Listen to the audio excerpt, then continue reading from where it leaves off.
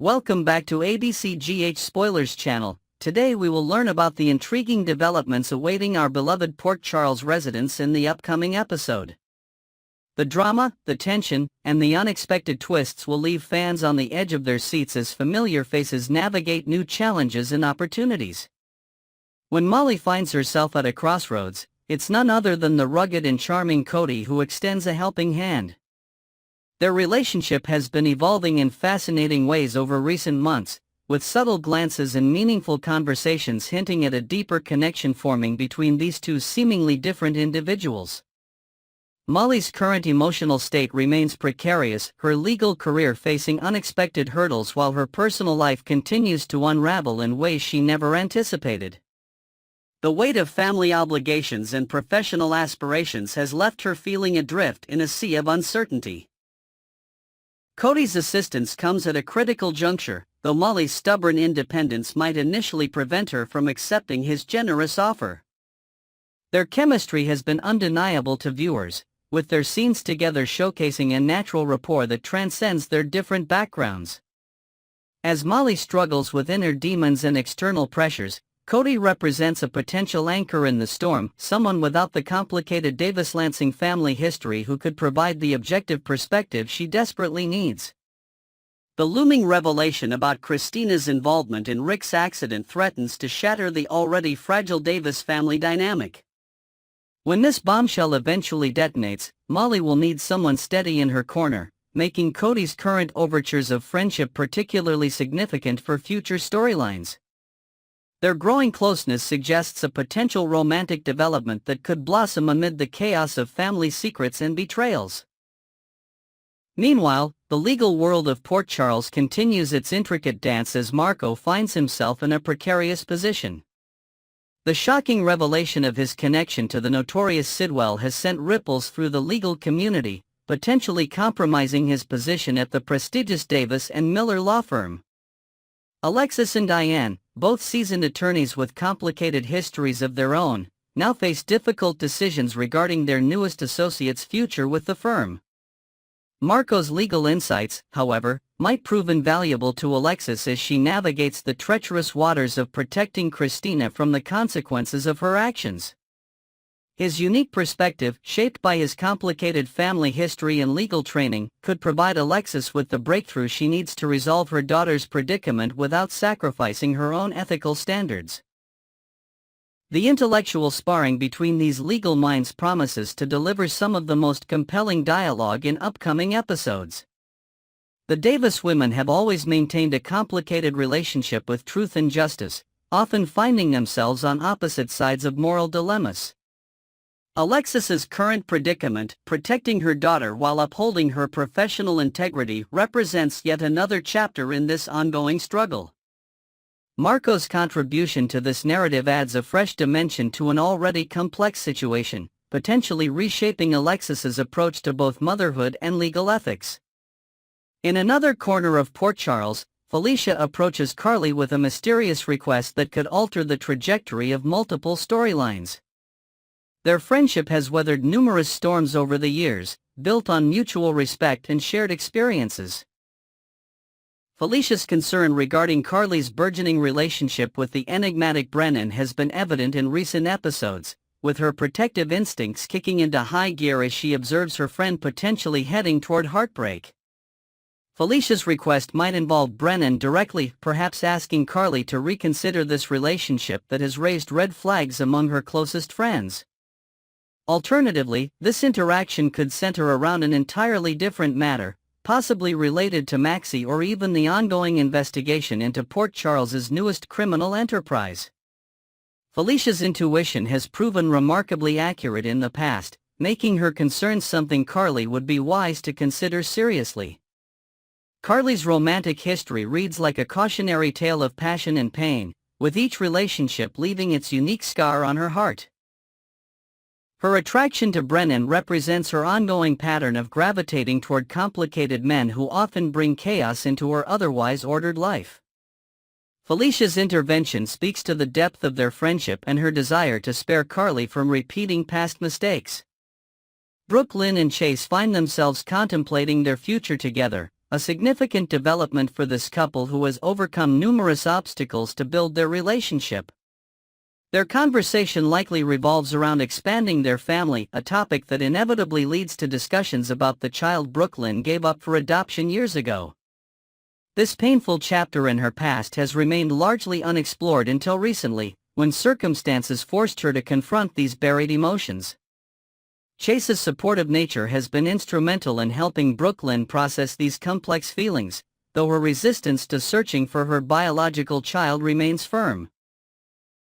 The possibility of her changing her mind introduces a compelling storyline that could span months of emotional exploration and potentially life-altering discoveries. Their relationship continues to evolve as they navigate these sensitive waters together, strengthening their bond through honest communication and mutual respect.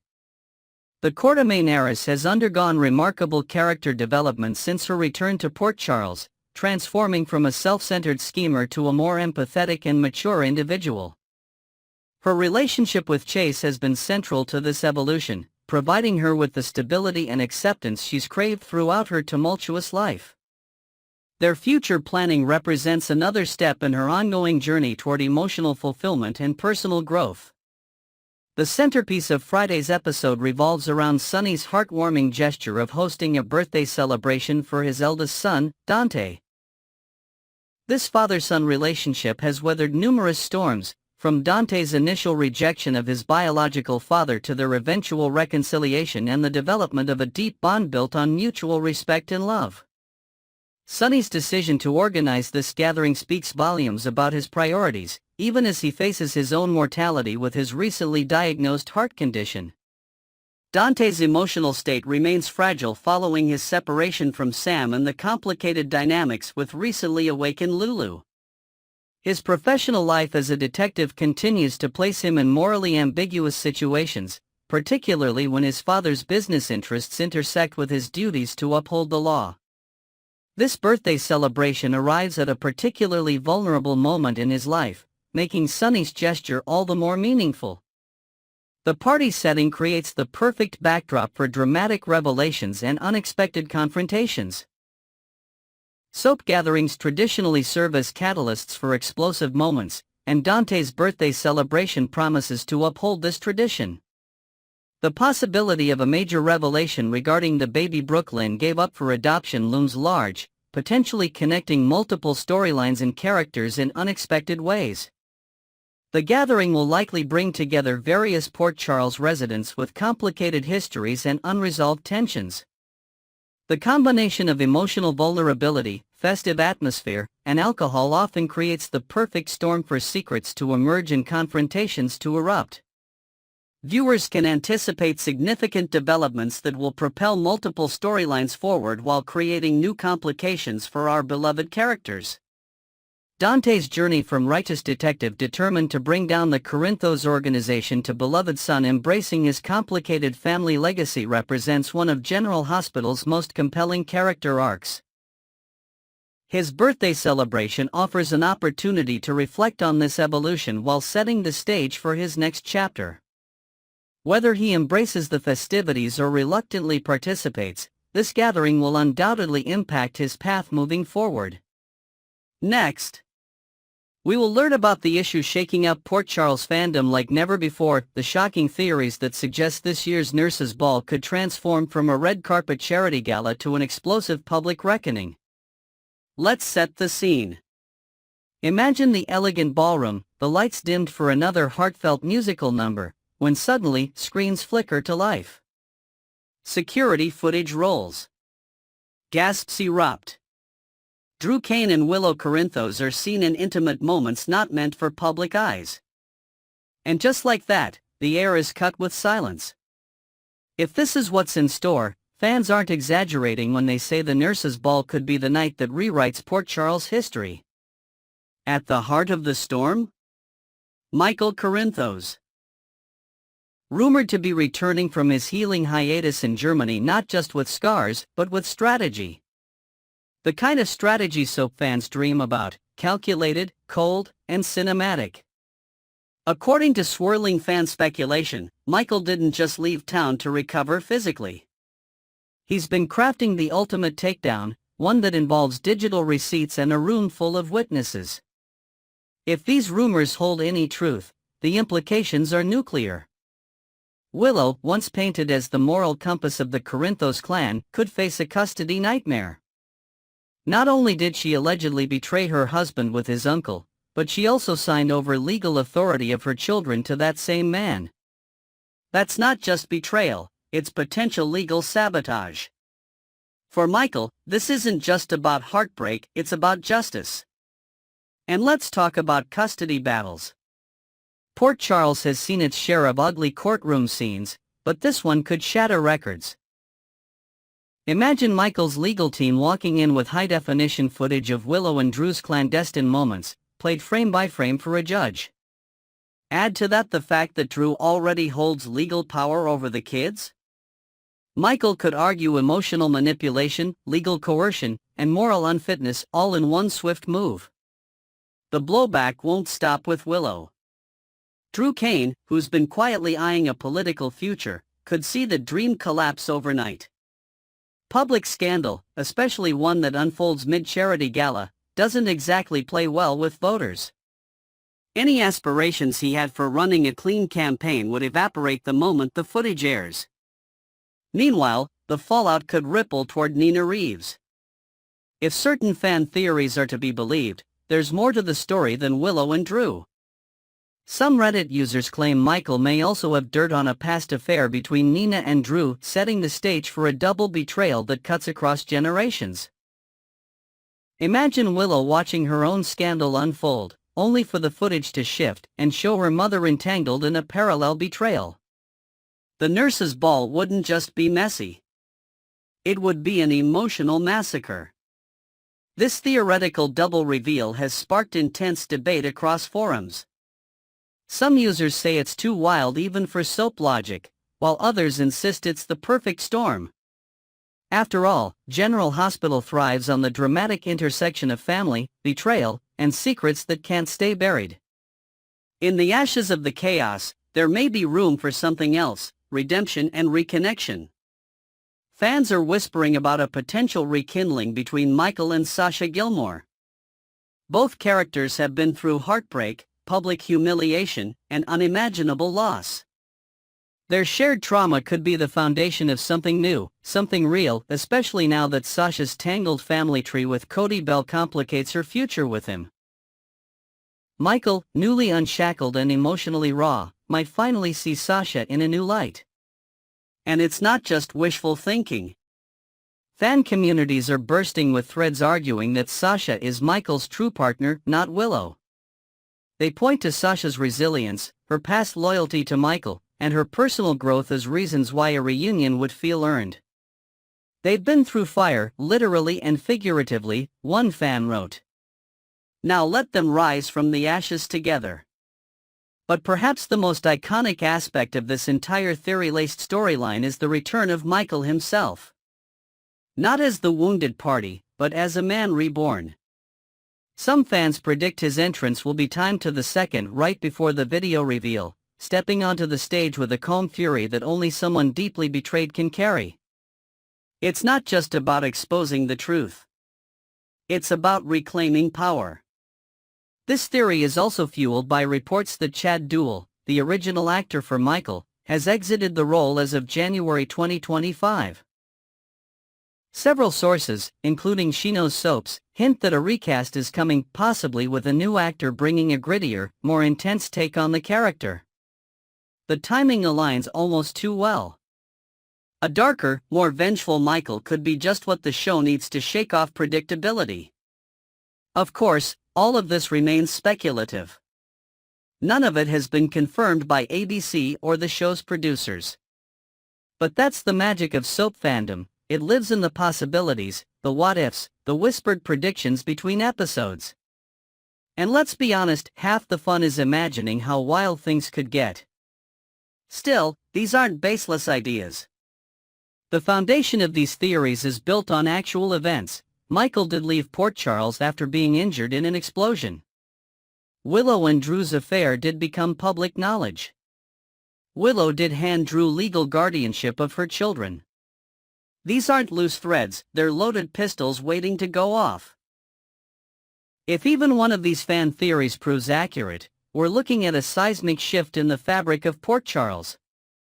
Long-standing alliances could crumble. Careers could implode. And family lines could be redrawn in the most brutal of ways. The nurses' ball wouldn't just be remembered for gowns and glitter, it would go down as the night everything unraveled. As for Tracy Quartermaine? Just imagining her reaction to the chaos is a soap lover's dream. That woman lives for drama, and if her family name is dragged through the mud in front of a black tie audience, she'll surely have words, and possibly drinks, to throw. So get your popcorn ready. The nurses' ball might end up being more breaking news than benefit concert. Whether Michael's return comes with cold proof or just colder stares, one thing is guaranteed: Port Charles is about to be rocked. Next, we will learn about the issue lighting up Port Charles political circles. A behind-the-scenes power play that could reshape the entire leadership landscape, leaving the city reeling and its residents unsure who's really pulling the strings. We start not at the public podium, but behind closed doors, where Drew Kane, still riding the high of public tension, congratulates Ezra on his performance at Laura's press conference. But this isn't just a pat on the back. It's the opening pitch in a larger scheme. Drew, ever the strategist, doesn't just want Ezra to talk a big game, he wants him in the mayor's office.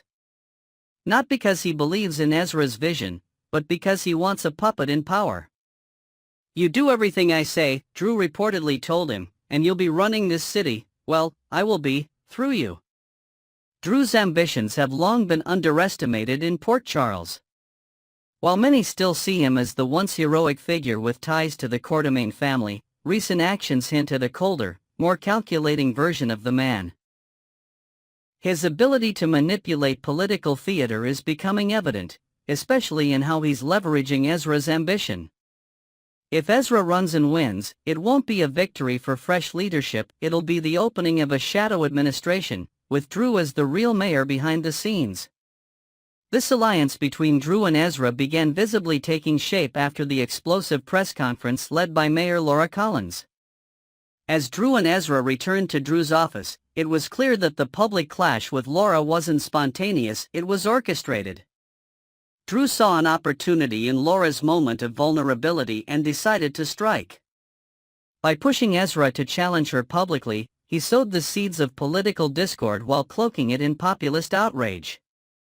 But let's rewind to the press conference itself, a spectacle packed with tension, political theater, and unexpected drama.